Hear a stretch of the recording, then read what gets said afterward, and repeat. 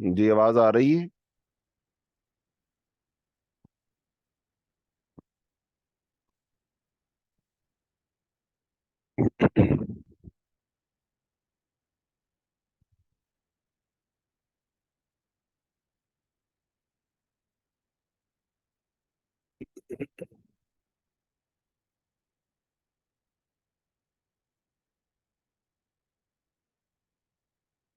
अल्हम्दुलिल्लाहि रब्बिल आलमीन वलाक़िबतु लिलमुत्तक़ीन वस्सलातु वस्सलामु अला अशरफिल अंबिया वल मुरसलीन। बुलूगुल मराम से किताबुल जनाइज और किताबुल जनाइज से आज हमारा ये आखिरी सबक होगा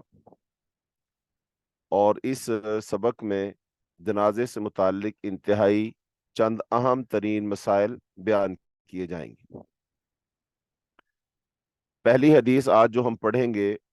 वो इस बारा में है कि रात को मैयत को दफन किया जा सकता है या नहीं। रात के वक्त मैयत को दफनाना ये कैसा है। तो अब इस बारा में दो किस्म की अहादीस आती हैं। एक तो वो हदीस है जो आज हम बुलूगुल मराम से पढ़ेंगे और इस हदीस का माना मफहूम ये है कि रात के वक्त मैयत को नहीं दफनाना चाहिए। लेकिन अब इस हदीस के साथ साथ जो दूसरी रिवायात हैं, रसूलुल्लाह सल्लल्लाहु अलैहि वसल्लम का अमल है और सहाबा कराम रजी अल्लाह अन्हुम अजमाइन का अमल है, उससे ये बात साबित होती है कि आप सल्लल्लाहु अलैहि वसल्लम ने और सहाबा कराम ने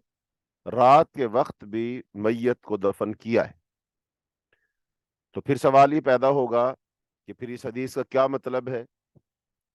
तो अब इस बात को जब हम जानने की कोशिश करेंगे, इसकी तहकीक करेंगे, तो फिर एक खास जो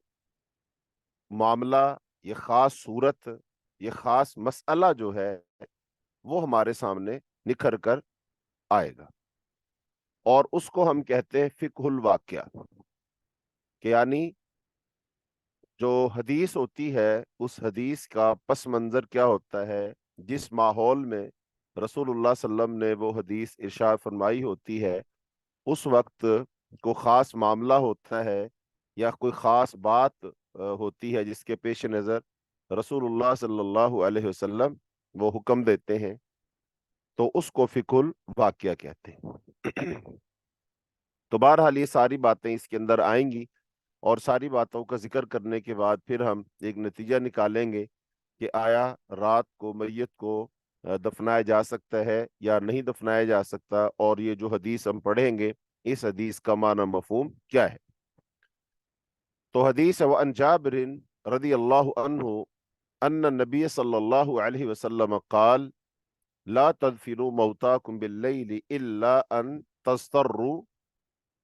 अखरजहु इब्न माजा व अस्लुहु फी मुस्लिमिन लाकिन क़ाल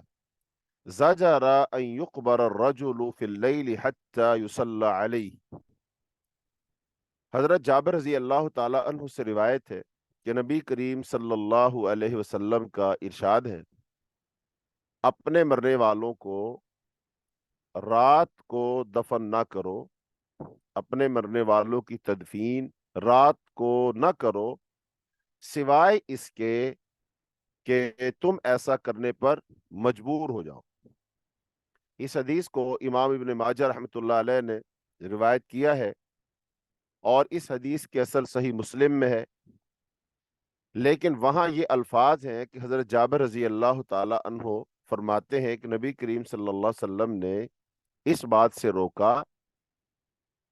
कि आदमी को रात में कब्र में उतारा जाए,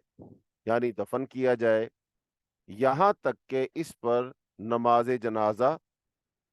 पढ़ ली जाए। तो ये हदीस है।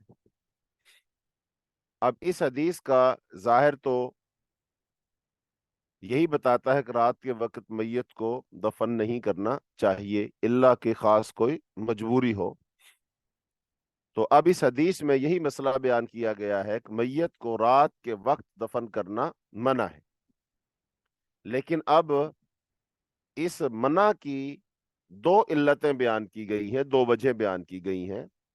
کہ جن کی وجہ سے رات کو میت کو دفن کرنا منع ہے۔ تو اب جن کا ذکر صحیح مسلم کی روایت میں ہے، اس لیے زیادہ مناسب تو یہ تھا کہ حافظ ابن حجر رحمۃ اللہ علیہ اس مقام پر صحیح مسلم کی روایت لے کر آتے تاکہ وہ علتیں بیان ہو جاتی۔ تو بہرحال وہ دو علتیں یہ ہیں، نمبر ایک کہ رات کو دفن کی ممانعت اس لیے ہے تاکہ دن کی روشنی میں کفن اچھی طرح دیا جا سکے،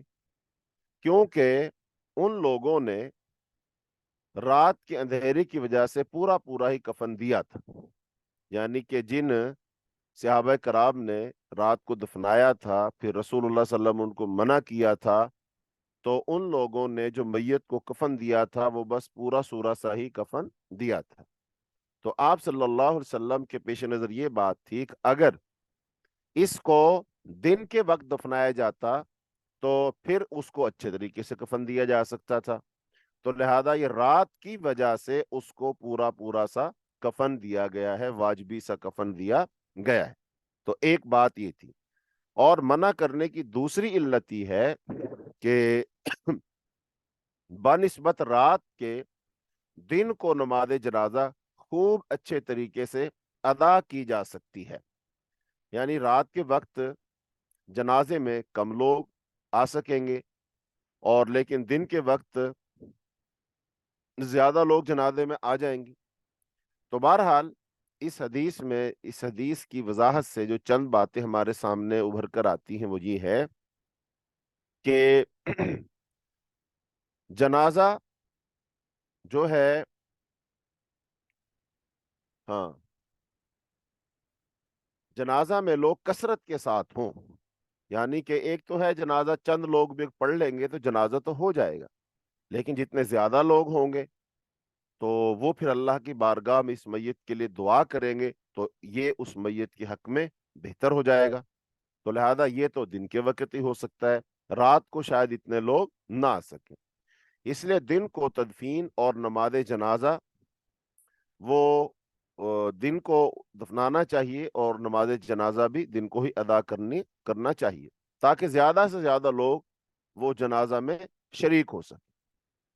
اور اس حدیث سے معلوم ہوا کہ رات کی جو تدفین ہے وہ بامر مجبوری ہے، یعنی کہ اگر میت کی کوئی ایسی حالت ہے کہ اس کو رکھ نہیں سکتے ہیں، میت سے کوئی بدبو آ رہی ہے یا میت خراب ہو جائے گی، تو یا پھر ایسے ہی جیسے کوئی بارش ہے، طوفان ہے، آندھی ہے، اس طرح کے بھی مسائل بعض دفعہ پیش آتے ہیں، تو جلدی سے جلدی میت کو وہ دفنا دیا جائے۔ تو یعنی کہ کوئی بھی مجبوری ہو تو پھر رات کی تدفین بامر مجبوری ہے، اگر مجبوری نہ ہو تو دن کو۔ لہذا اگر نہلانے میں یا کفنانے میں یا نماز جنازہ میں لوگوں کے جمع ہونے میں کسی قسم کی تقصیر کا اندیشہ ہو تو زیادہ مناسب یہ ہے کہ میت کو دن کے وقت دفنایا جائے۔ تب پھر معلوم یہ ہوا کہ رات کو دفنانے کی جو ممانعت ہے وہ ان وجوہات کی بنا پر ہے، ان اندیشوں کی بنا پر ہے، ان تقصیرات کے سرزد ہونے کے اندیشے کی بنا پر ہے۔ لہذا اگر رات کو بھی ان امور میں کسی قسم کی کوئی کمی کوتاہی نہ ہو، کوئی تقصیر نہ ہو، تو پھر میت کو رات کو بھی دفنایا جا سکتا ہے، چونکہ وہ سبب ختم ہو جائے گا نا۔ تو حضرات صحابہ کرام رضی اللہ اجمعین نے بھی اس ممانعت کی یہی توجہ سمجھی۔ اور پھر ایک حدیث میں واقع آتا ہے کہ ایک خاتون تھی جو مسجد نبوی میں جھاڑو دیا کرتی تھی اور وہ فوت ہو گئی، تو صحابہ کرام نے اس کو رات کو دفن کر دیا۔ مسجد میں جھاڑو دینے والے کی تدفین رات کو ہوئی تھی، لیکن نبی کریم صلی اللہ علیہ وسلم نے ایسا کرنے سے منع نہیں فرمایا، یعنی صحابہ کرام نے اس کو دفنا دیا۔ پھر آپ صلی اللہ علیہ وسلم نے ایک آدھ دن کے بعد پوچھا جب وہ عورت نظر نہ آئی کہ بھئی وہ جو مسجد میں صفائی کیا کرتی تھی وہ خاتون کہاں ہے؟ تو آپ صلی اللہ علیہ وسلم کو بتایا گیا جی وہ تو وفات پا گئی۔ تو آپ نے فرمایا پھر مجھے کیوں نہیں بتایا؟ تو صحابہ کرام نے کہا جی ہم نے اس کو دفنا دیا، ہم نے یہ ضروری خیال نہ کیا۔ تو بہرحال آپ صلی اللہ علیہ وسلم نے پھر کہا کہ مجھے بتاؤ اس کی قبر کہاں ہے۔ تو پھر آپ صلی اللہ علیہ وسلم اس کی قبر پر گئے، اور بعض روایت میں یہی آتا ہے کہ آپ نے اس کی نماز جنازہ پھر قبر پر ادا کی۔ اچھا، اب اس واقعے سے یہ معلوم ہوا کہ آپ صلی اللہ علیہ وسلم نے جہاں یہ ساری تفصیلات پوچھی، اور پھر آپ صلی اللہ علیہ وسلم کو یہ معلوم ہو گیا کہ رات کو دفن کیا تھا، تو آپ صلی اللہ علیہ وسلم نے اس سے منع نہیں فرمایا۔ اس کا مطلب یہ ہوا کہ رات کو دفنانا بھی ٹھیک ہے، اور جو کام رسول اللہ صلی اللہ علیہ وسلم کی موجودگی میں ہو جائے اور آپ صلی اللہ علیہ وسلم اسے منع نہ کرے، وہ بھی حدیث ہوتی ہے، اور اس حدیث کو تقریری حدیث کہا جاتا ہے۔ تو بہرحال اس واقعے سے بھی معلوم ہوا، لیکن نبی کریم صلی اللہ علیہ وسلم نے اس خاتون کا یہ سارا معاملہ سن لینے کے بعد رات کو دفنانے سے منع نہیں فرمایا، اور تو اور خود رسول اللہ صلی اللہ علیہ وسلم کی تدفین وہ بھی رات کو ہوئی، اور حضرت ابوبکر رضی اللہ تعالی عنہ اور دیگر اکابر صحابہ کرام رضی اللہ اجمعین کی تدفین بھی رات کو ہی ہوئی تھی۔ تو معلوم ہوا کہ یہ ممانعت تجہیز و تکفین وغیرہ میں تقصیر کے اندیشہ کی وجہ سے ہے، نہ کہ مطلق طور پر۔ یعنی اب ساری بات کا خلاصہ یہی نکلا کہ اگر تو میت کے کفن میں، اس کو دفنانے میں، رات کے وقت اگر کوئی مسئلہ ہو، ٹھیک طریقے سے نہ دفنایا جا سکتا ہو، اس کو کفنایا نہ جا سکتا ہو، اس کا جنازہ ٹھیک طریقے سے نہ ہو سکتا ہو، تو پھر رات کو اس کو نہیں دفنانا چاہیے۔ لیکن اگر یہ سارے کے سارے انتظامات موجود ہیں، اور اس کو غسل دینے میں، اس کو کفن دینے میں، اس کا جنازہ پڑھنے میں، اس کو دفنانے میں رات کے وقت بھی کسی قسم کی کوئی تقصیر نہیں ہوگی، کمی نہیں ہوگی، کوتاہی نہیں ہوگی، تو پھر رات کے وقت بھی دفنایا جا سکتا ہے۔ تو ساری بات کا خلاصہ یہ نکلے گا، چونکہ اگر رات کے وقت دفنانا بالکل ہی منع ہوتا، یعنی کہ حرام ہوتا، وہ کام کیا ہی نہ جا سکتا ہوتا، تو پھر رسول اللہ صلی اللہ علیہ وسلم کی تدفین رات کو کیوں ہوتی؟ پھر حضرت ابوبکر صدیق رضی اللہ تعالی عنہ کی تدفین رات کو کیوں ہوتی؟ اور ایسے دیگر اکابر صحابہ کرام رضی اللہ اجمعین کی رات کو تدفین کیوں ہوتی؟ چونکہ اس وقت نبی صلی اللہ علیہ وسلم کی تدفین کرنے والے بھی، حضرت ابوبکر صدیق رضی اللہ تعالیٰ عنہ کی تدفین کرنے والے بھی خود صحابہ کرام ہیں۔ ایسا تو نہیں ہو سکتا کہ صحابہ کرام رسول اللہ صلی اللہ علیہ وسلم کے حکم کی مخالفت کرے اور پھر سارے کے سارے ہی کرے۔ ایسا تو ممکن ہے نا، کسی ایک آدھ کو چلو بات معلوم نہ ہو، حدیث نہ پہنچی ہو، تو وہ لا علمی کی بنیاد پر ایسا کرے، لیکن سارے کے سارے صحابہ کر رہے ہیں، اور یہ پھر مدینہ منورہ میں ہو رہا ہے۔ تو اس کا مطلب یہی ہوا کہ صحابہ کرام رضی اللہ اجمعین بھی یہی سمجھا کرتے تھے کہ اگر رات کے وقت میت کو دفنانے میں،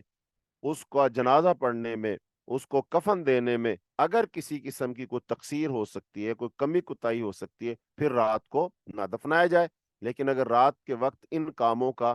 اندیشہ نہیں ہے، تو پھر رات کے وقت میت کو دفنایا جا سکتا ہے۔ تو یہ ساری بات کا خلاصہ یہی نکلا۔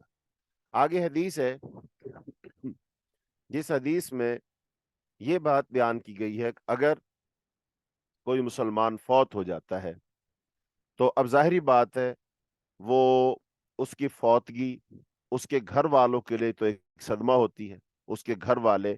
تو اب اگر وہ ایک جوان مرد ہے تو ہو سکتا ہے اس کی بیوی ہو، اس کے بچے ہوں، اس کے ماں باپ ہوں، اس کے بہن بھائی ہوں، پھر جوان موت ہے، تو سارے کے سارے پریشان ہوں گے، صدمے سے نڈھال ہوں گے۔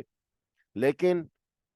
اب صدمہ اپنی جگہ ہے، لیکن جو چھوٹے بچے ہیں ان کی بھوک کا مسئلہ اپنی جگہ ہے، کھانے کا مسئلہ اپنی جگہ ہے۔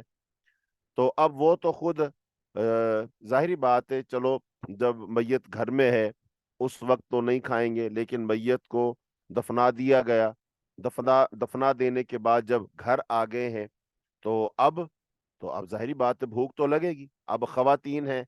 تو انہوں نے تو اپنے بچوں کو دودھ بھی پلانا ہے، تو وہ دودھ کیسے پلائیں گی جبکہ وہ خود کھانا نہیں کھائیں گی؟ ایسے کچھ لوگ بیمار ہوتے ہیں، کچھ لوگ ضعیف ہوتے ہیں، وہ زیادہ بھوک برداشت نہیں کر سکتے، اور بھلے جو برداشت بھی کر سکتے ہیں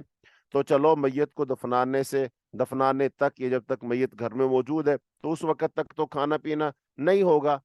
لیکن جب میت کو دفنا دیا گیا تو ظاہری بات ہے اب بھوک تو لگے گی، وہ بھلے بڑا ہے، چھوٹا ہے، مرد ہے، خواتین ہے، کوئی ہے۔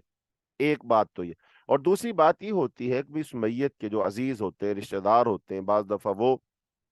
وہ دوسرے شہروں سے آئے ہوتے ہیں، دور دراز کے علاقوں سے آئے ہوتے ہیں، اور ان کا واپس جانا بھی ممکن نہیں ہوتا، تو وہ تو ایک لحاظ سے مہمان ہو گئے، تو وہ بھی یہاں ٹھہریں گے، تو لہذا اب ان کے لیے کھانا، تو اب یہ جو کھانے پینے کا انتظام و انصرام ہے، کیا وہ جو گھر والے ہیں جن کی فوتگی ہوئی ہے وہ کریں گے یا کوئی اور کرے گا، اور یا کیا میت کے گھر والے اگر یہ کام کریں تو کیا ان کے لیے جائز ہے یا ان کے لیے یہ ناجائز ہے؟ جیسا کہ ہمارے ہاں یہ بات سمجھی جاتی ہے کہ میت والے گھر تو آگ نہیں جلانی چاہیے، چولہا نہیں جلانا چاہیے، تو ان ساری باتوں کو اب اس حدیث کو پڑھ لینے کے بعد اس پر ہم غور کریں گے، اور پھر ایک نتیجے پر پہنچیں گے کہ اس بارہ میں جو صحیح مسئلہ ہے وہ کیا ہے۔ تو روایت ہے، وَأَنْ عَبْدِ اللَّهِ بْنِ جَعْفَرٍ قَالَ لَمَّا جَاءَ نَعْيُ جَعْفَرٍ حِينَ قُتِلَ قَالَ رسول اللہ صلی اللہ علیہ وسلم اصنعوا لآل جعفر طعاما فقد اتاهم ما يشغلهم اخرجه الخمسة الا النسائی۔ حضرت عبداللہ بن جعفر بن ابی طالب رضی اللہ تعالی عنہ سے روایت ہے، وہ فرماتے ہیں کہ جب مدینہ منورہ میں میرے والد ماجد حضرت جعفر رضی اللہ تعالیٰ عنہ کی شہادت کی خبر ان کے قتل ہو جانے پر، ان کے شہید ہو جانے پر پہنچی، تو نبی کریم صلی اللہ علیہ وسلم نے ارشاد فرمایا، جعفر کے گھر والوں کے لیے کھانا تیار کرو، کیونکہ انہیں ایسی خبر پہنچی ہے جو انہیں کھانا پکانے وغیرہ جیسی باتوں سے مشغول کر دے گی، اور آج وہ کھانا پکانے کی طرف توجہ نہ کر سکیں گے۔ اس حدیث کو ائمہ خمسہ نے روایت کیا ہے سوائے امام نسائی رحمت اللہ علیہ کے۔ اب یہ روایت ہے، تو سب سے پہلے یہ جو صحابی ہیں ان کی تھوڑی سی ان کا تعارف ہو جائے کہ یہ جو صحابی شہید ہوں ان کا نام ہے حضرت جعفر، اور یہ حضرت جعفر رضی اللہ تعالی عنہ حضرت علی رضی اللہ تعالی عنہ کے بڑے بھائی، اور یہ بھی ان لوگوں میں سے ہیں جنہوں نے ابتدائی طور پر اسلام قبول کر لیا تھا، ابتدائی زمانہ میں اسلام قبول کر لیا تھا، اور جب اہل مکہ نے مسلمانوں پر ظلم و ستم کیے تو پھر نبی صلی اللہ علیہ وسلم نے ان کو حبشہ کی طرف ہجرت کرنے کا حکم دیا، تو حضرت جعفر رضی اللہ تعالی عنہ حبشہ کی طرف ہجرت کر گئے تھے، اور انہوں نے ہی پھر نجاشی کے دربار میں تقریر کی تھی، اور نجاشی ان کے ہاتھ پر ہی مسلمان ہوا تھا، اور حضرت جعفر رضی اللہ تعالی عنہ پھر حبشہ سے جب واپس تشریف لائے تو اس وقت رسول اللہ صلی اللہ علیہ وسلم خیبر فتح کر چکے تھے، خیبر میں ہی تھے، اور خیبر کی فتح ہو چکی تھی، تو اس وقت حضرت جعفر رضی اللہ تعالی عنہ اپنے رفقا کے ساتھ واپس تشریف لائے تھے، تو جب رسول اللہ صلی اللہ علیہ وسلم کو ان کے آنے کی خبر ملی تو آپ بہت خوش ہوئے، اور جب حضرت جعفر رضی اللہ تعالی عنہ تشریف لائے تو آپ صلی اللہ علیہ وسلم نے ان کی پیشانی پر بوسہ دیا، اور پھر آپ نے کہا تھا کہ مجھے نہیں معلوم کہ مجھے یہ خوشی خیبر کے فتح ہونے کی ہے یا جعفر کے واپس آنے کی ہے۔ تو حضرت جعفر رضی اللہ تعالیٰ عنہ سے نبی صلی اللہ علیہ وسلم کو بے حد پیار تھا، اور حضرت جعفر رضی اللہ تعالیٰ عنہ ایک سخی آدمی بھی تھے، تو بہرحال حضرت جعفر رضی اللہ تعالی عنہ کو اور دیگر صحابہ کرام کو نبی کریم صلی اللہ علیہ وسلم نے ایک غزوے پر بھیجا 8 ہجری میں، اور اس کو کہتے ہیں غزوہ موتا۔ حضرت جعفر رضی اللہ تعالیٰ عنہ غزوہ موتا میں صحابہ کرام رضی اللہ اجمعین کے ساتھ شہید ہو گئے تھے، اور حضرت جعفر رضی اللہ تعالیٰ عنہ نے لشکر کے امیر حضرت زید بن حارثہ رضی اللہ تعالی عنہ کی شہادت کے بعد وہ اس لشکر کی کمان سنبھال لی تھی، اور پھر حضرت جعفر رضی اللہ تعالیٰ عنہ کافروں سے لڑتے لڑتے وہ شہید ہو گئے، اور کافروں نے ان کے دونوں بازو کاٹ دیے تھے، ان کے دونوں بازو بھی کاٹ دیے گئے، تو جس کے بدلے میں رسول اللہ صلی اللہ علیہ وسلم فرمایا اللہ تعالیٰ نے حضرت جعفر کو 2 پر عطا فرمائے ہیں کہ جن پروں کے ساتھ وہ جنت میں اڑتے پھرتے ہیں، اور یہ ساری کی ساری جو خبر ہے یہ رسول اللہ صلی اللہ علیہ وسلم نے دی، اور آپ کو یہ وحی کے ذریعے سے خبر دی گئی۔ تو حضرت جعفر رضی اللہ تعالیٰ عنہ کو پھر لقب ملا جعفر تیار. جعفر تیار یعنی وہ اڑنے والا. تو جنت میں اللہ رب العالمین نے ان کو دو پر عطا فرمائے تھے. تو یہ تو حضرت جعفر رضی اللہ تعالیٰ عنہ. تو لہذا جب ان کی خبر، ان کی شہادت کی خبر رسول اللہ صلی اللہ علیہ وسلم کو آئی تو آپ صلی اللہ علیہ وسلم نے اس وقت یہ بات ارشاد فرمائی تھی کہ بھئی آل جعفر کے لیے کھانا بناؤ، چونکہ ان کے پاس ایسی خبر آئی ہے جو صدمے والی ہے اور وہ ان کو مشغول کر دے گی اور وہ اپنے لیے کھانا وغیرہ نہیں بنا سکیں گے. تو اس وقت آپ صلی اللہ علیہ وسلم نے یہ بات ارشاد فرمائی تھی. تو حدیث سے معلوم ہوا کہ میت کے اہل خانہ کے لیے اپنے عزیز کی موت کا صدمہ بے حد گراں ہوتا ہے. اس عالم میں انہیں کھانا پکانے کا خیال نہیں رہتا. اس حدیث میں اہل میت کی اسی غمخواری کرنے کو بیان کیا گیا ہے کہ مرگ والے دن کھانا پکوا کر ان کے ہاں بھیج دیا جائے. تو یہ اس حدیث سے معلوم ہوتا ہے. تو نبی کریم صلی اللہ علیہ وسلم کی حسب موقع جو آپ صلی اللہ علیہ وسلم نے حسب موقع جو ہے وہ آپ نے وہ حسن رعایت جو ہے اب وہ ثابت ہوتی ہے. ایک موقع کی مناسبت سے نبی صلی اللہ علیہ وسلم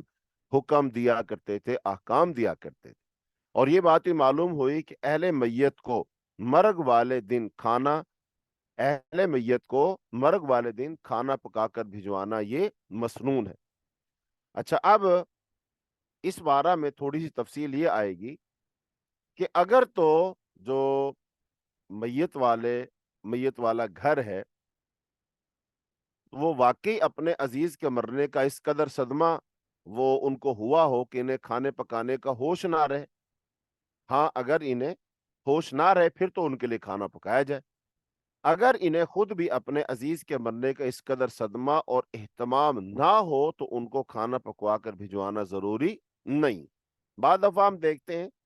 کہ ایک تو یہ ہوتا ہے کہ جوان موت ہوئی ہے تو جس کی وجہ سے وہ جناب سارے کے سارے نڈھال ہیں اور بہت حالت جو ہے نا ناگفتہ بھی ہے. لیکن بعض دفعہ ایسا ہوتا ہے کہ ایک بزرگ آدمی ہے، کافی عرصے سے وہ بیمار تھے اور ایسی حالت تھی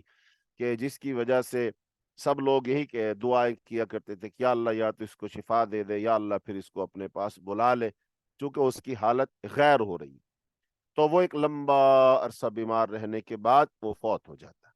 تو اب اس کا فوت ہو جانا کسی کے لیے باعث سے اچنبا نہیں ہوتا اور کوئی ایسا صدمہ نہیں ہوتا، اور وہ پھر ماشاءاللہ اپنی ایک لمبی عمر گزار چکے ہوتے ہیں. صدمہ ہوتا ہے، لیکن اب جتنا ایک جوان آدمی کی موت کا صدمہ ہوا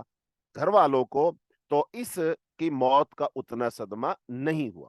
تو وہ بالکل نارملی ہوتے ہیں. وقتی طور پر تو ظاہر بات ہے، غم ہوتا ہے، دکھ ہوتا ہے، لیکن وہ کوئی اتنا وہ صدمہ نہیں ہے کہ گھر میں جناب غشی پڑ رہی ہو اور سب مشغول ہو گئے ہوں. تو ایسی صورت میں کہا جا سکتا ہے کہ اگر وہ اپنا کھانا خود بنا سکتے ہیں تو بنا لیں، اس میں کوئی حرج والی بات نہیں. اور دوسری بات یہ ہے کہ ایک مسلمان معاشرے کی ایک نہایت اہم بنیاد کو ذکر کیا گیا ہے، اور وہ ہے خوشی غمی میں ایک دوسرے کی ہمدردی اور غمخواری اور ایک دوسرے کا تعاون کرنا. کہ مسلمان معاشرے میں اگر ایک بھائی کو تکلیف پہنچتی ہے تو اس تکلیف کو سارا معاشرہ محسوس کرتا ہے. جیسا کہ رسول اللہ صلی اللہ علیہ وسلم کی حدیث ہے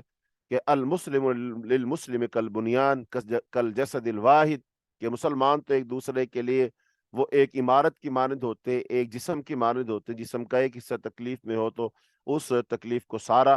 جسم محسوس کرتا ہے. تو اس کی بنیاد پر کہ ایک مسلمان گھرانہ تکلیف میں ہے تو ایسا نہیں باقی معاشرہ جو ہے مسلمانوں کا، باقی جو گھر ہے، اڑوس پڑوس کے جو لوگ ہیں، رشتہ دار ہیں، وہ اس دکھ اور صدمے اور غم کو محسوس نہ کرے. ایسا نہیں ہوتا، بلکہ مسلمان بھائی اپنے اس مسلمان بھائی کی اس صدمے کے وقت میں اس کے شانہ بشانہ ہوتے ہیں اور اس کے معاون و مددگار بن جاتے ہیں. اس کے گھر والوں کو تسلی دیتے ہیں، اس کے گھر کو خود سنبھال لیتے ہیں، اس کے گھر میں آنے والے مہمانوں کو جو ہے یہ محسوس نہیں ہونے دیتے، اجنبیت ان کو محسوس نہیں ہوتی، بلکہ پورے کا پورا محلہ جو ہے، سارے رشتہ دار جو ہوتے ہیں وہ ایسے کام میں جت جاتے ہیں کہ جیسے یہ ان کا نہیں فوت ہوا، یہ ہمارا فوت ہوا ہے. یہ ان کا صدمہ نہیں، یہ ہمارا صدمہ، یہ ان کی غمی نہیں بلکہ ہم سب کی غمی ہے. تو بہرحال ایک مسلمان معاشرے کی یہ خوبصورتی ہے کہ وہ ایک دوسرے کی خوشی میں اور ایک دوسرے کے غم میں شریک ہوتے ہیں۔ اچھا جی، اب آئیے تیسری بات اس حوالے سے یہ ہے، اگر ایک جوان موت ہوئی ہے اور پھر صدمہ ہے، اور پھر کوئی دوسرا جو ہے کوئی ہمسایوں میں سے یا رشتہ داروں میں سے کوئی شخص کھانا پکا کر ان کے گھر بھیج دیتا ہے، تو یہ تو بات ہو گئی اچھی، ٹھیک ہے، وہ کھانا وہ کھا لے۔ لیکن اگر فرض کر لیجئے ایسا آج کل ہوتا ہے، بہت سارے لوگ کسی سوسائٹی میں جاتے ہیں، وہ بالکل ابھی نئے ہوتے ہیں، اور وہ کرائے پہ جا کر رہتے ہیں، کوئی ان کے جاننے والے نہیں ہیں، کوئی ان کے عزیز و اقارب بھی نہیں ہے۔ اب ان کے ہاں فوتگی ہو گئی ہے، اور فوتگی ہو جانے کے بعد کسی نے ان کے گھر کھانا وغیرہ نہیں بنا کر بھیجا، تو ابھی کیا کرے؟ کیا اس گھر میں چولہا نہیں جل سکتا؟ کیا ایک کھانا نہیں بنا سکتے؟ بھائی بنا سکتے ہیں کھانا، یہ کوئی مسئلہ نہیں ہے، شریعت نے منع نہیں کیا کہ اپنے گھر آگ ہی نہ جلائیں، چولہا ہی نہ جلائیں، کوئی چیز نہ پکائیں، یہ کوئی حکم نہیں ہے، یہ ہمارے معاشرے کے اندر یہ ایک بات ہے خود، اور لوگوں نے بنائی ہوئی ہے، لیکن شریعت نے ہمیں ایسا کوئی حکم نہیں دیا، رسول اللہ صلی اللہ علیہ وسلم نے ہمیں ایسا کوئی حکم نہیں دیا، ہمیں اس سے منع نہیں کیا کہ ان کے گھر چولہا ہی نہیں جلے گا، اگر چولہا جلے گا تو کوئی کبیرہ گناہ ہو جائے گا یا حرام ہو جائے گا، آگ نہیں جلانی چاہیے، نہیں، ایسی کوئی بات نہیں ہے۔ اب ظاہری بات ہے، جیسا کہ پہلے بات ہوئی، اگر کوئی شخص اس چیز کا اہتمام نہیں کرتا ہے تو اس گھر میں وہ جو بزرگ ہیں، بچے ہیں، خواتین ہیں، مہمان ہیں، تو انہوں نے تو کھانا کھانا ہے، تو اب مرنے والا مر گیا، اس کو دفنا دیا گیا ہے، تو لہٰذا اب بھلے وہ کھانا گھر پکا لیں یا بازار سے لے آئیں، جیسے بھی، تو وہ کھانا کھا سکتے ہیں۔ لیکن چوتھی اور آخری بات اس حوالے سے یہ ہے کہ یہ جو کھانا ہے نا، میت والے گھر کھانا، تو یہ صرف اور صرف ان، نمبر دو، جو اس کے عزیز و اقارب دور دراز کے علاقوں سے آئے ہیں، جنہوں نے یہاں ٹھہرنا ہے، جو مہمان ہیں، یہ ان کے لیے تو ٹھیک ہے۔ لیکن یہ جو محلے کے لوگ ہوتے ہیں، اڑوس پڑوس کے جو لوگ ہوتے ہیں، اور جناب ان کو یا تو گھر والے ہی دعوت دیتے ہیں، چلو جی کھانا کھا جاؤ، کھانا کھا جاؤ، یا وہ خود آ جاتے ہیں کھانا کھانے کے لیے، لہٰذا یہ ان کے لیے درست نہیں ہے کھانا۔ صحابہ کرام رضی اللہ اجمعین فرماتے ہیں کہ ہم میت کے گھر جمع ہونا اور کھانا کھانا، اس کو ہم نوحہ شمار کرتے تھے۔ میت کے گھر جمع ہونا اور جمع ہو کر کھانا کھانا، اس کو ہم نوحہ شمار کرتے تھے۔ تو یہ نوحہ کی ایک شکل ہے، اور نوحہ کے بارے میں تفصیلات پیچھے حدیث میں گزر چکی ہیں کہ وہ تو ایک کبیرہ گناہ ہے، لہذا اس لیے جو محلے دار ہوں، اڑوس پڑوس کے لوگ ہوں، تو ان کو کھانا نہیں کھانا چاہیے، اور اگر کوئی مروتاً لحاظ کرتے ہوئے آپ سے ایک آدھ دفعہ کہہ ہی دیتا چلو بھئی آ جاؤ آپ بھی کھانا کھا لو، تو آپ اس کا شکریہ ادا کریں اور اپنے گھر چلے جائیں۔ ایسا نہ ہو کہ وہ تو لحاظ کرتے ہو مروتاً کہہ ہی رہا ہے، اور آپ نے اس کو بہانہ بنا کر اور آپ وہاں جا کر بیٹھ گئے ہو اور ماشاءاللہ خوب پیٹ بھر کے کھانا کھا رہے ہو، نہیں، ایسا کرنا نہیں چاہیے، اخلاقاً یہ بات درست نہیں ہے۔ چلو ہم ان کو کھلا نہیں سکتے تو کم از کم وہاں پر جو مہمانوں کے لیے کھانا آیا ہے، اس میں سے تو حصہ نہ بٹورے، ہم وہاں جا کر اپنی پیٹ پوجا تو نہ کریں، تو یہ بات درست نہیں ہے۔ آگے حدیث ہے جس میں یہ مسئلہ بیان کیا جائے گا کہ قبروں کی زیارت کرنے کے کیا آداب ہیں، قبروں کی زیارت کرنے کے کیا آداب ہیں، یعنی جو قبرستان ہے، اور قبرستان اگر جانا ہے تو وہاں جائیں گے تو کیا ادب و آداب ہیں، کیا دعا پڑھنی چاہیے، تو اس بارے میں حدیث ہے رسول اللہ صلی اللہ علیہ وسلم کی، فرمایا وَأَنْ سُلَيْمَانَ ابْنِ بُرَيْدَةَ أَنْ أَبِيهِ قَالَ كَانَ رسول الله صلی اللہ علیہ وسلم يعلمهم إذا خرجوا إلى إلى المقابر أن يقولوا السلام عليكم أهل الديار من المؤمنين والمسلمين وإنا إن شاء الله بكم للاحقون نسأل الله لنا ولكم العافية رواہ مسلم۔ حضرت سلیمان بن بریدہ اپنے والد ماجد حضرت بریدہ رضی اللہ تعالی عنہ سے بیان کرتے ہیں، وہ فرماتے ہیں کہ حضرات صحابہ کرام رضی اللہ اجمعین جب قبرستان جاتے تھے تو نبی کریم صلی اللہ علیہ وسلم انہیں یہ دعا پڑھنے کی تعلیم فرمایا کرتے تھے، السلام علی اہل الدیاری، یہ پوری دعا، اس کا ترجمہ ہے تم پر سلام ہو تم پر سلام ہو ان گھر والوں مومنوں میں سے اور مسلمانوں میں سے، اور ہم انشاءاللہ تم سے آ ملنے والے ہیں۔ ہم اللہ تعالیٰ سے اپنے لیے اور تمہارے لیے عافیت مانگتے ہیں۔ تو یہ قبرستان میں جانے کی گویا کہ دعا ہوئی۔ تو اب اس میں یہ جو عافیت کا لفظ استعمال ہوا نا، نسأل اللہ لنا ولکم العافیہ، تو یہ جو عافیت ہے نا، اس سے بدن و قلب اور روح و جسم سب کی عافیت مراد ہے۔ ہر قسم کے اسقام و آفات سے عافیت مراد ہے۔ اسی طرح یہ عافیت دنیاوی مصائب، قبر کے عذاب اور فتنہ، اور آخرت کی سختی اور جہنم کے عذاب سے بھی عافیت کو شامل ہے۔ اور یہ سوال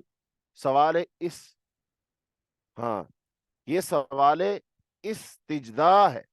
یعنی عطیہ اور بخشش مانگنے کا سوال۔ تو اب اس حدیث میں قبرستان جانے کے جو آداب ہیں وہ 3 آداب معلوم ہوتے ہیں۔ نمبر 1 تو یہ کہ جو لوگ بھی قبرستان جائیں تو وہ پھر اہل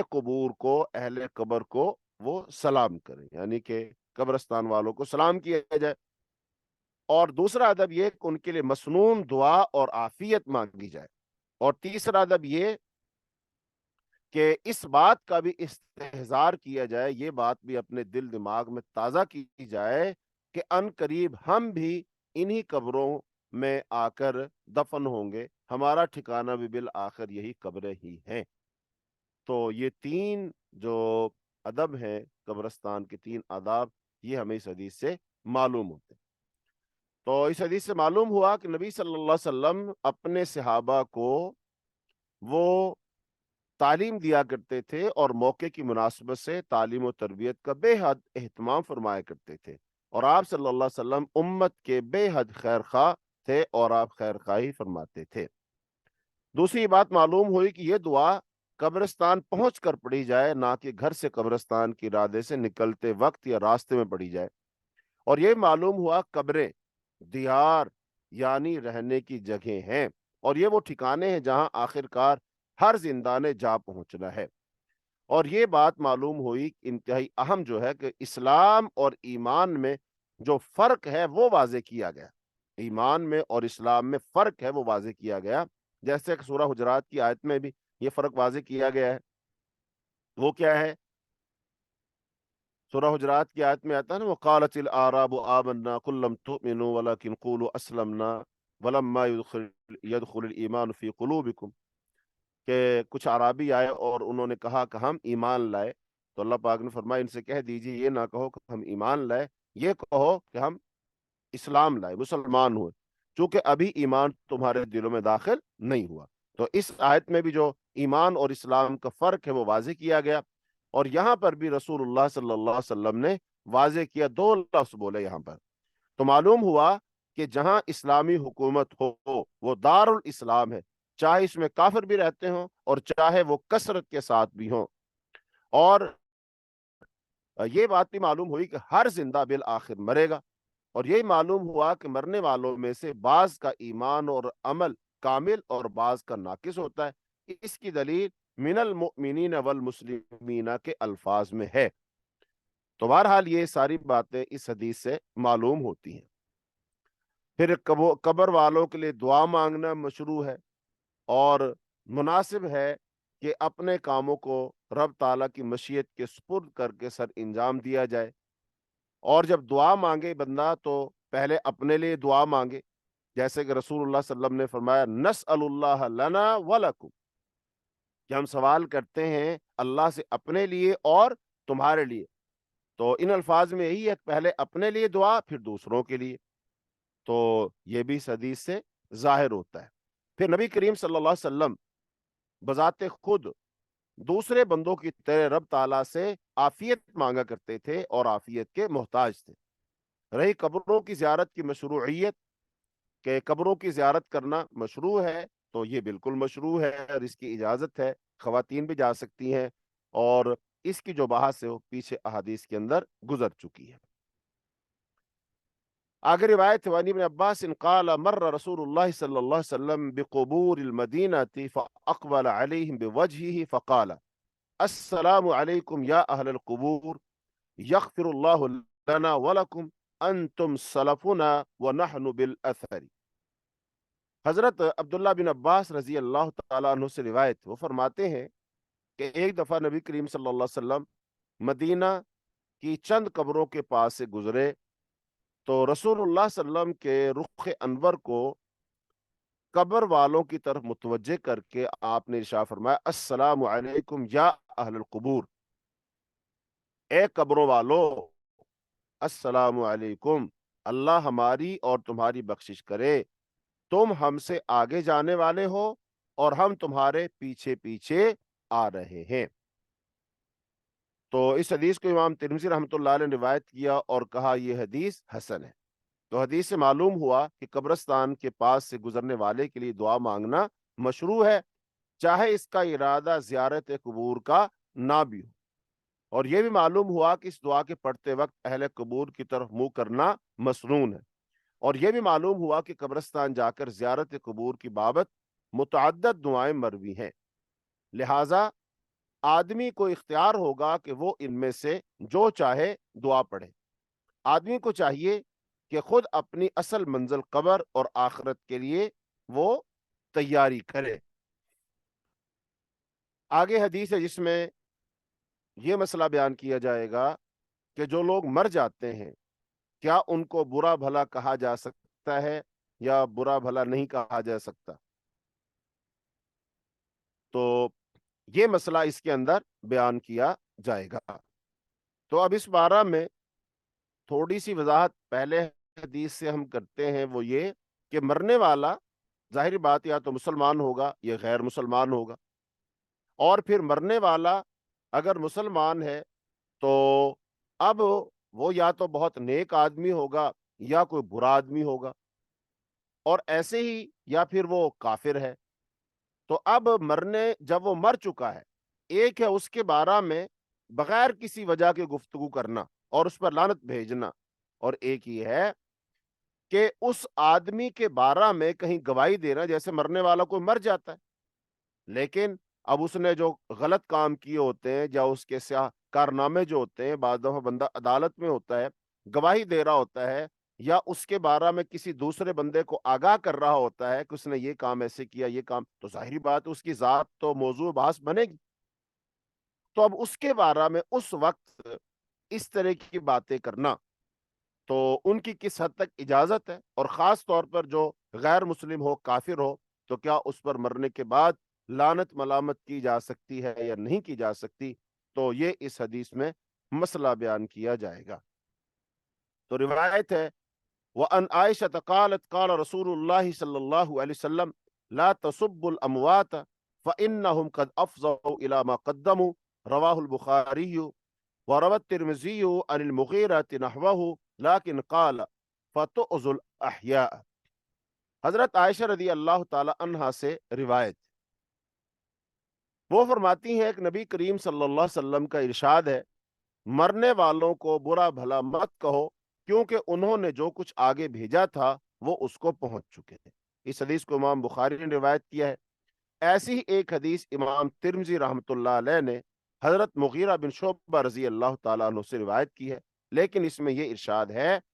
کہ اس سے تم زندوں کو تکلیف دو گے، یعنی مرنے والوں کو جب برا بھلا کہو گے تو جو ان کے عزیز و اقارب زندہ ہیں تو لہٰذا ان کو اچھا نہیں لگے گا اور ان کو تکلیف پہنچے گی۔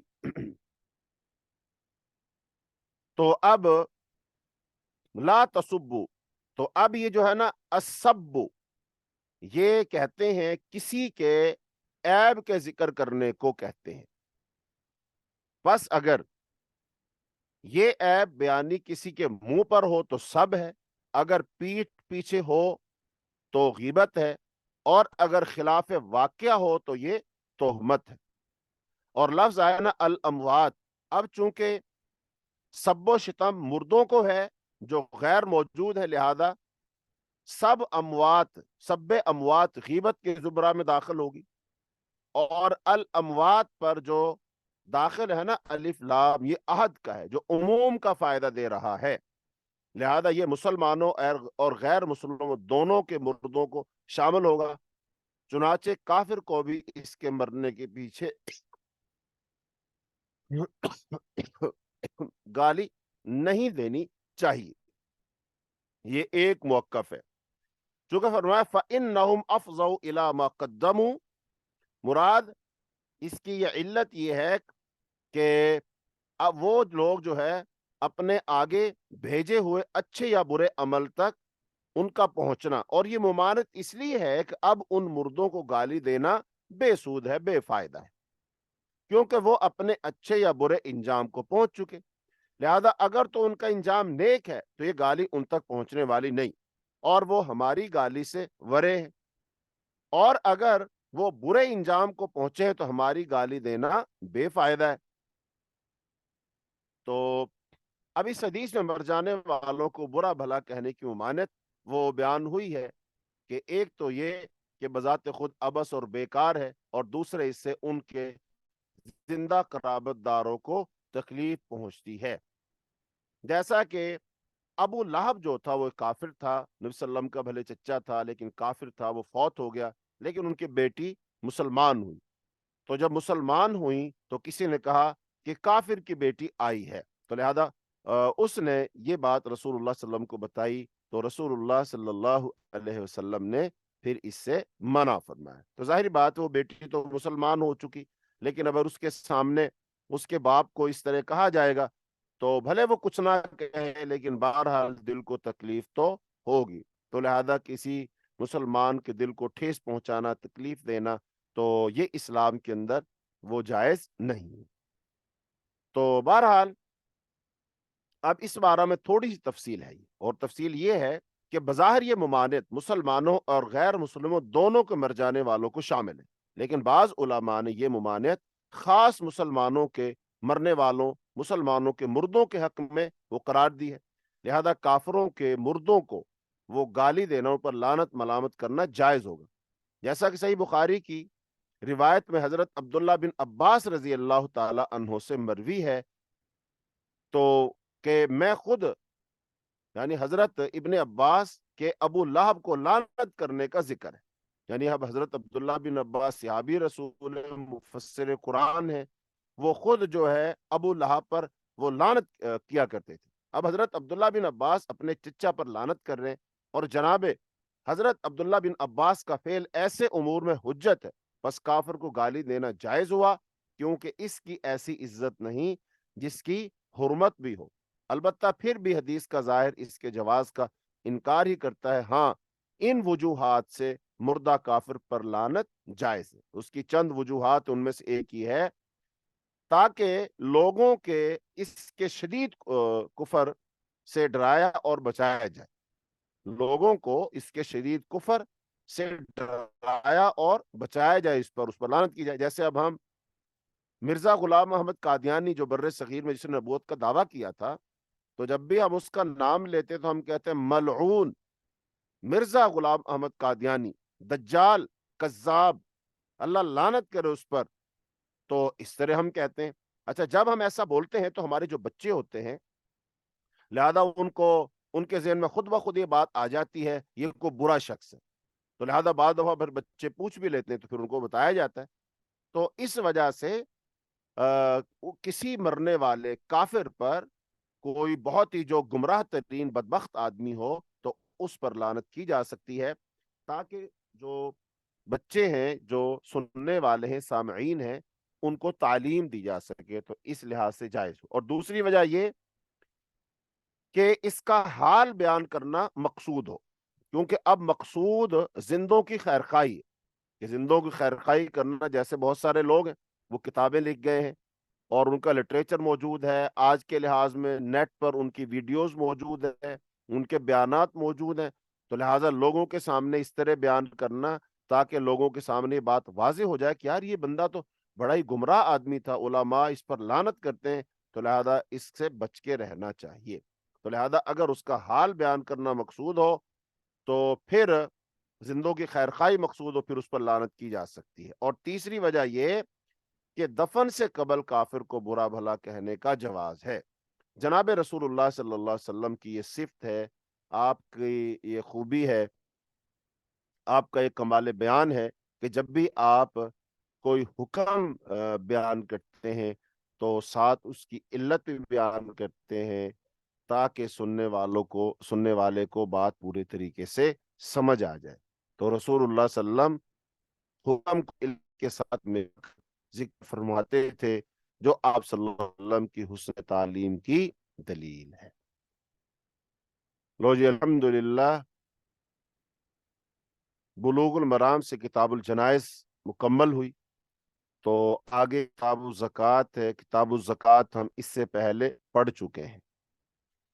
تو اب اس کتاب کے اختتام پر ہم اللہ رب العالمین کی بارگاہ میں دعا گو ہیں کہ اے اللہ، ہمارا حدیث کو پڑھنا اپنی بارگاہ میں قبول فرما، اور حدیث پڑھنے کی جو برکتیں ہیں، فضیلتیں ہیں، خیر ہے، یا اللہ ہمیں عطا فرما۔ جیسا کہ رسول اللہ صلی اللہ علیہ وسلم نے شاہ فرمایا، نظر اللہ امرأ سمع مقالتی، اللہ اس آدمی کے چہرے کو تر و تازہ رکھے جو حدیث کو پڑھتا ہے، پھر اس کو یاد کرتا ہے، پھر جیسے اس نے سنا ہو بالکل ویسے اس کو آگے پہنچاتا ہے۔ تو اے اللہ، ہم نے حدیث کو پڑھا، یا اللہ تو ہمارے چہروں کو تر و تازہ کر دے۔ یا اللہ، ہماری کلاس کے اندر جتنے لوگ ہیں، جتنی ہماری بہنیں ہیں، وہ تو اللہ ان کے چہروں کو تر و تازہ کر دے۔ یا اللہ ان کو رحمت اور فضل عطا کر دے۔ یا اللہ ان کے ہم اور جو غم ہے ان کو دور کر دے۔ یا اللہ دنیا کی خیر اور بھلائی ان کو عطا کر دے۔ یا اللہ ہمارا جو ادارہ ہے، ہمارے ادارے کے جو منتظمین ہیں، جو بھائی انتظام و انصرام کرتے ہیں، یا اللہ ان سب کو جزائے خیر عطا فرما۔ یا اللہ ہم سب کا یہ پڑھنا پڑھانا اپنی بارگاہ میں قبول فرما۔ یا اللہ حدیث کی برکت سے ہمارے گھروں میں، ہماری اولادوں میں یا اللہ خیر جاری فرما دے۔ یا اللہ ہمیں حدیث پر عمل کرنے والا بنا دے، رسول اللہ صلی اللہ علیہ وسلم سے محبت کرنے والا بنا دے، رسول اللہ صلی اللہ علیہ وسلم کا سچا پیروکار بنا دے۔ یا اللہ جب تک تو ہمیں زندہ رکھے، دین پر، ایمان پر، اسلام پر زندہ رکھیو، جب تو ہمیں موت دے ایمان والی، اسلام والی، کلمے والی موت نصیب فرمائیو۔ جی، اب آج کا جو سبق ہم نے پڑھا ہے، یا اس سے پہلے جو اسباق پڑھے تھے، اس بارے میں کوئی سوال ہے، اشکال ہے، کوئی بات سمجھ نہ آئی ہو تو آپ پوچھ سکتے ہیں۔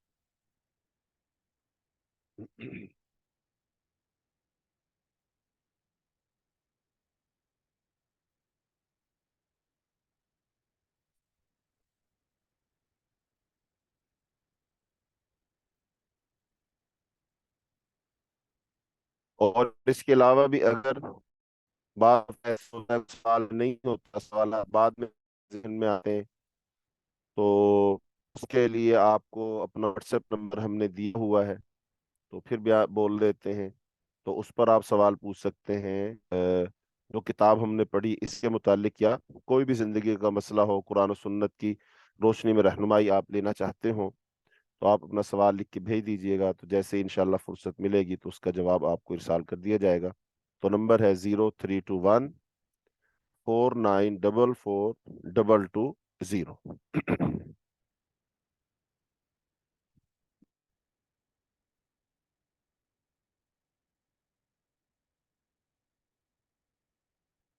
جی، وہ بہن موجود ہیں تو وہ سوالات پڑھ دیجئے۔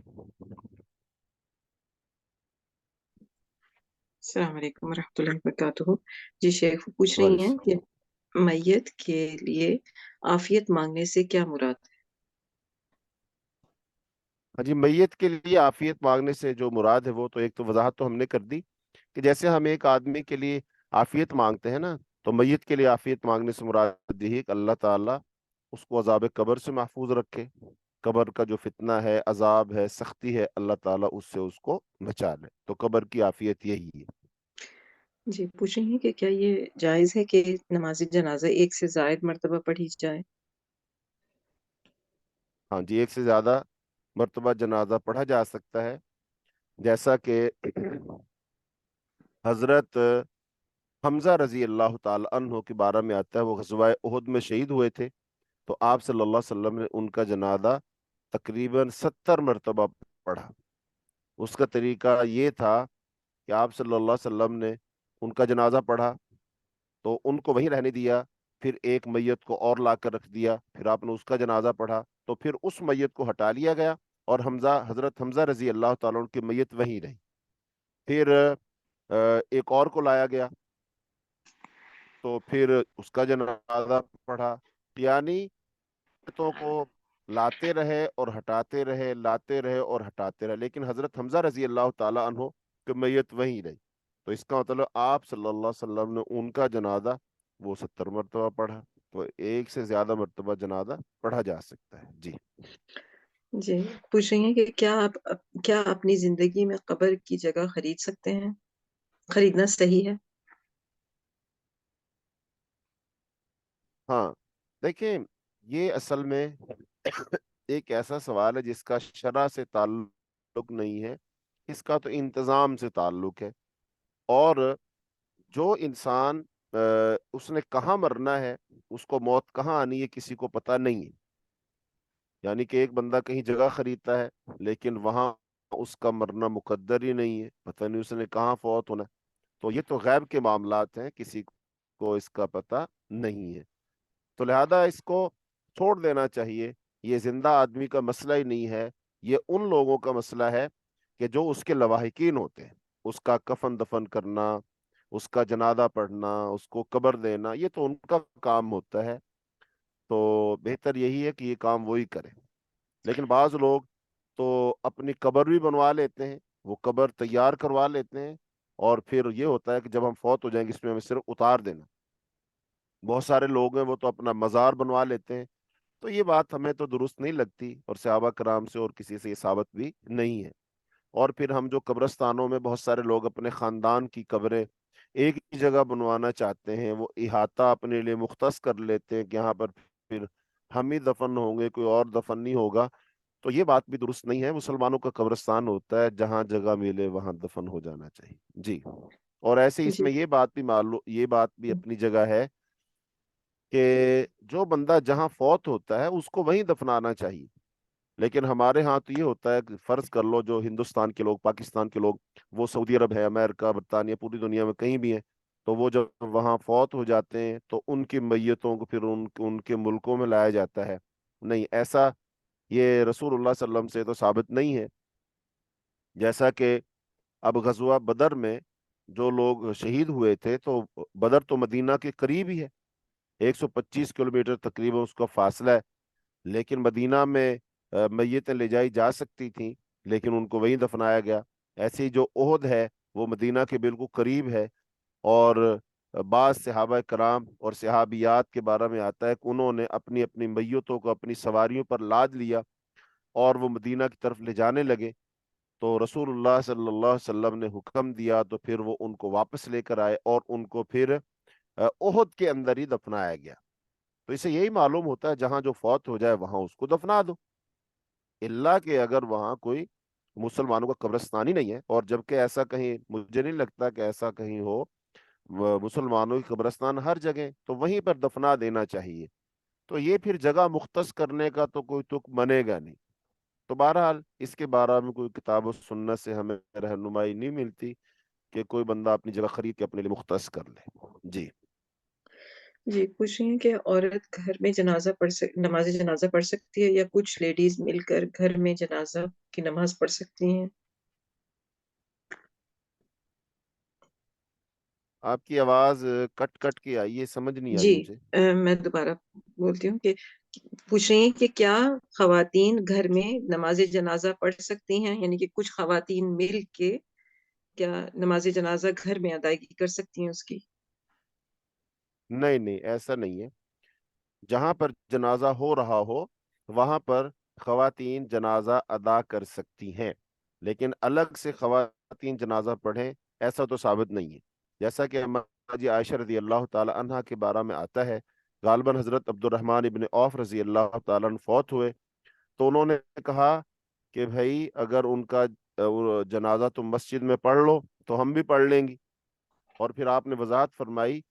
کہ میں کوئی ایسا اپنے لیے نہیں کہہ رہی ہوں کہ ہمارے لیے تو مسجد میں ہو، بلکہ فلاں خاتون اس کے بیٹے فوت ہوئے تو ان کا جنازہ رسول اللہ صلی اللہ علیہ وسلم نے مسجد میں پڑھا تھا، لہذا جب آپ صلی اللہ علیہ وسلم نے جنازہ مسجد میں پڑھا تھا تو تم حضرت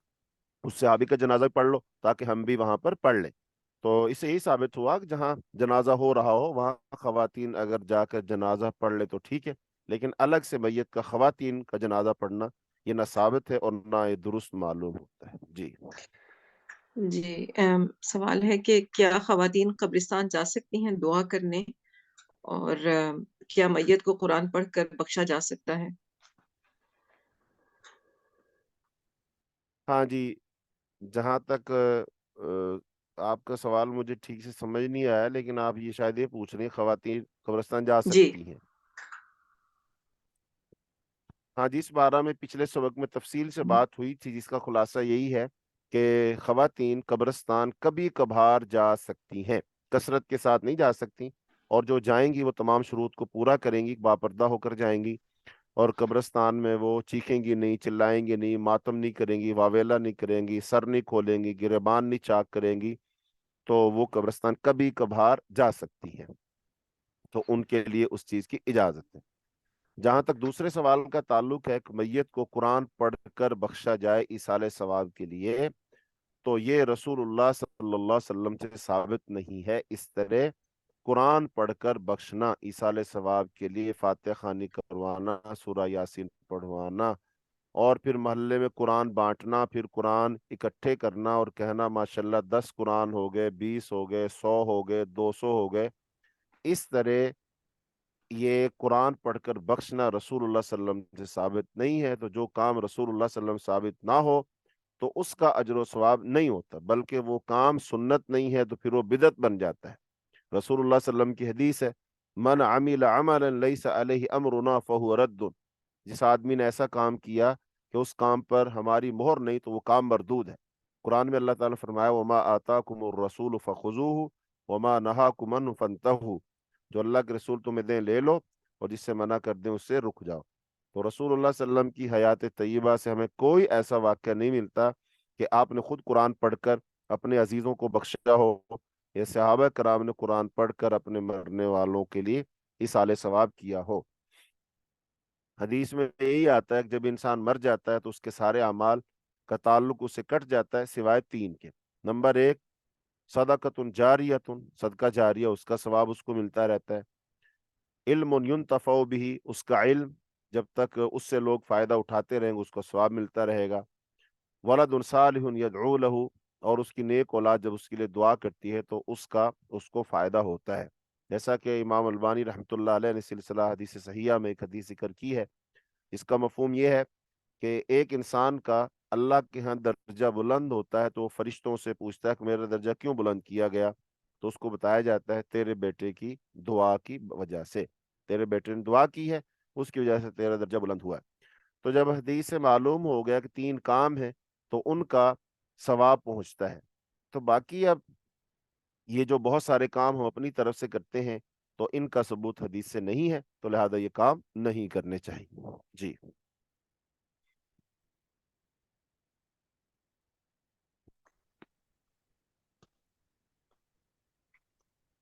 جی پوچھ رہی ہیں کہ وہ جو نامحرم کو دیکھنے کا، جیسے میت اگر نامحرم ہے تو اس کو دیکھنے کا مسئلہ بیان کر دیں پلیز۔ ہاں جی، جو نامحرم میت ہے، اب میت 2 ہے، یعنی کہ ایک تو عورت کی میت ہے، ایک مرد کی ہے۔ تو اب جو عورت کی میت ہے اس کو تو بالکل غیر محرم نہ زندہ دیکھ سکتا ہے نہ مردہ دیکھ سکتا، ماں سوائے کہ کوئی علاج اور کوئی تحقیق و تفتیش، جیسا کہ ہمارے ہاں کو قانونی عدالتی کوئی ہو سکتا ہے، تو اس صورت میں کوئی اس کی اجازت ہو سکتی ہے، باقی نہیں ہے۔ باقی جو مرد حضرات ہیں اس کا منہ دیکھنے میں بظاہر کوئی حرج نہیں ہے، چونکہ مرد حضرات جب زندہ ہوتے ہیں تب بھی خواتین ان کو دیکھتی ہیں، دیکھ سکتی ہیں، تو اس میں کوئی قباحت نہیں ہے۔ جیسا کہ اما جی عائشہ رضی اللہ تعالیٰ خود فرماتی ہیں کہ مسجد نبوی کے صحن میں حبشی لوگ کھیل کھیلا کرتے تھے، کرتب دکھایا کرتے تھے، اور میں رسول اللہ صلی اللہ علیہ وسلم کے پیچھے کھڑی ہو کر ان کا کھیل دیکھا کرتی تھیں۔ تو اس کا مطلب دکھاتے تو خود رسول اللہ صلی اللہ علیہ وسلم تھے، تو اس کا مطلب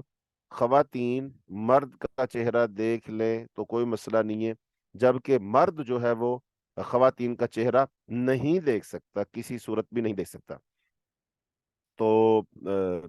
اس میں قباحت تو نظر نہیں آتی، لیکن اب کوئی واضح طور پر عمومی دلائل تو موجود ہیں، تو کوئی خاص دلیل اس کی ممانعت کی مجھے تو معلوم نہیں ہے، اس لیے جائز ہی معلوم ہوتا ہے۔ جی جی پوچھ رہی ہیں کہ کیا صرف بیٹے کی دعا قبول ہوتی ہے، بیٹی کی نہیں؟ نہیں جی، اولاد کا ذکر ہے، اولاد میں دونوں ہی ہوتے ہیں، بیٹے بھی اور بیٹی بھی۔ جی اچھا، پوچھ رہی ہیں کہ کیا والد یا والدہ کے جنازے میں شرکت کرنا بہت ضروری ہے؟ اگر کوئی ملک سے باہر ہو تو کیا کرے؟ ہاں جی، تو حدیث میں تو یہی آتا ہے کہ حق المسلم علی المسلم ستن، مسلمان کے مسلمان پر 6 حق ہے، کہ وَإِذَا لَقِيتَهُ فَسَلِّمْ عَلَيْهِ، جب تو اس سے ملاقات کرے تو سلام کرے، وَإِذَا اسْتَنْصَحَكَ فَانْصَحْهُ، جب تو سے نصیحت مانگے تو نصیحت کرے، وَإِذَا عَطِسَ اللَّهَ فَحْمِدَ اللَّهَ فَشَمِّتْهُ، جب اس کو چھینکا الحمدللہ کہے تو یرحمک اللہ کہو، وَإِذَا دَعَاكَ فَأَجِبْهُ، اور جب تو اس سے تجھ کو دعوت دے تو اس کی دعوت کو قبول کرے،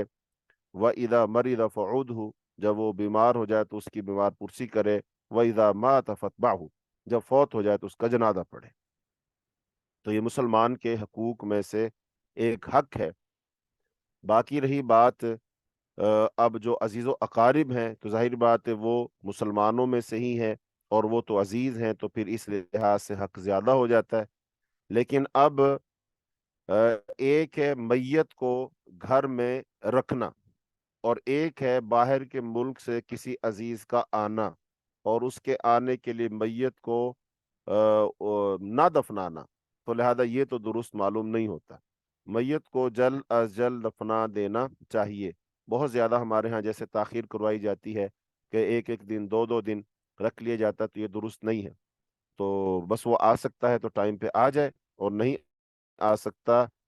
تو پھر وہ اس کو دفنا دینا چاہیے، باقی لوگ جنازہ پڑھ لیں تو اس کا جنازہ ہو جائے گا، اور باقی اگر وہ آ جائے تو آ کر کے وہ اس کی قبر پر دعا کر سکتا ہے، جیسا کہ رسول اللہ صلی اللہ علیہ وسلم نے جب پوچھا وہ خاتون کہاں ہے جو مسجد کی خدمت کیا کرتی تھیں، تو بتایا گیا جو تو فوت ہو گئی، تو پھر آپ نے پوچھا بھی تھا، اور پھر آپ نے اس کی قبر پہ جا کر دعا کی تھی، تو قبر پہ جا کر وہ دعا کر سکتے ہیں، جنازہ پڑھ سکتے ہیں، تو وہ انشاءاللہ ٹھیک ہو جائے گا۔ جی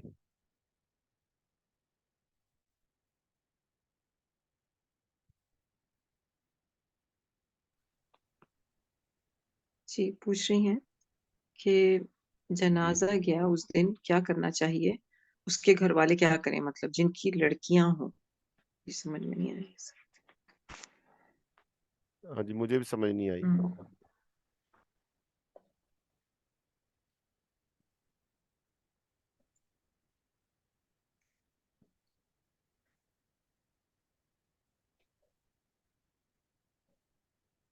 ہاں جی، کیا سوال نہیں سمجھ آیا؟ کوئی اور سوال پڑھ مجھے دیجیے۔ سوال، جی دوسرا سوال یہ ہے کہ کیا گھر میں کفن کا انتظام کر کے رکھنا چاہیے؟ ہاں وہ ٹھیک ہے کہ رکھ سکتے ہیں، بالکل یہ تو ٹھیک ہے، بندہ کفن کا انتظام کر سکتا ہے۔ جی جزاک اللہ خیر، آپ نے سوالوں کے جواب دے دیے ہیں، اور وہی سوال ان لوگوں نے جی ڈفرینٹ طریقے سے کیے ہیں، لیکن آپ نے جواب دے چکے ہیں۔ جزاک جی اللہ خیر۔ ٹھیک ہو گیا جی۔ پھر بھی اگر کسی کا کوئی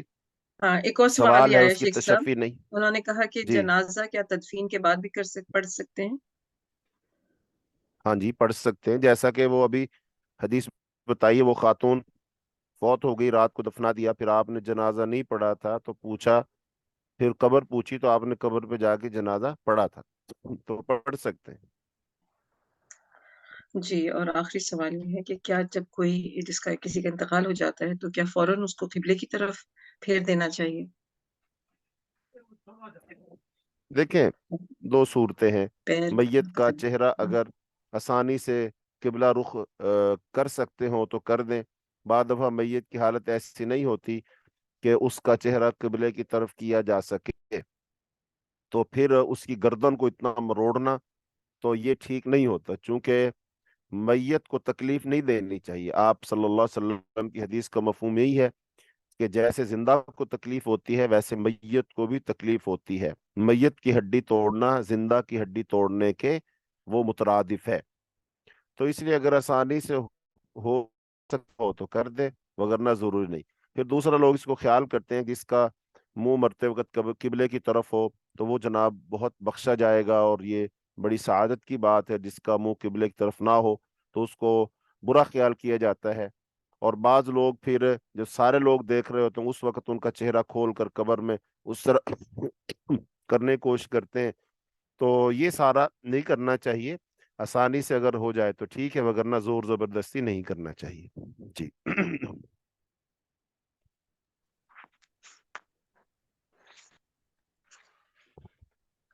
جزاک اللہ خیر ٹھیک ہے شیخ جی، صاحب، اگر مختلف سوالات ختم ہو مطلب گئے۔ یہ کہ باقی لوگ آپ سے ڈائریکٹ سوال میسج کر کے کر لیں گے۔ جی اگر کسی نے سوال پوچھنا ہے، تشفی نہیں ہوئی ہے، تو وہ پھر ہمارا نمبر بھی کسی بہن نے لکھ دیا تھا، ایک دم ہم پھر بول دیتے ہیں: 0321494422 تو پاکستان کا کوڈ لگا لیجئے اور سوالات بھیج دیجئے گا، تو انشاءاللہ ہم آپ کو جوابات ارسال کر دیں گے۔ کلاس کی اختتام کرتے ہیں، دعا پڑھتے ہیں: سبحانک اللہم و بحمدک، اشہد ان لا الہ الا انت، استغفرک و اتوب الیک۔ السلام علیکم ورحمۃ اللہ وبرکاتہ۔